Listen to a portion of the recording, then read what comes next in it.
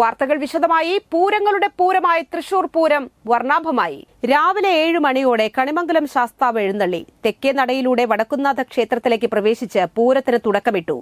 8 ഘടകക്ഷേത്രങ്ങളിലെ പൂരങ്ങളും ഉച്ചയോടെ വടക്കുംനാഥ സന്നിധിയിൽ സംഗമിച്ചു. വർണ്ണവാദ്യമേളങ്ങളുടെ ആഘോഷമായി ശക്തന്റെ തട്ടകം. 11 മണിയോടെ മഠത്തിൽ വരവും 2 മണിയോടെ ഇലഞ്ഞിത്തറ മേളവും.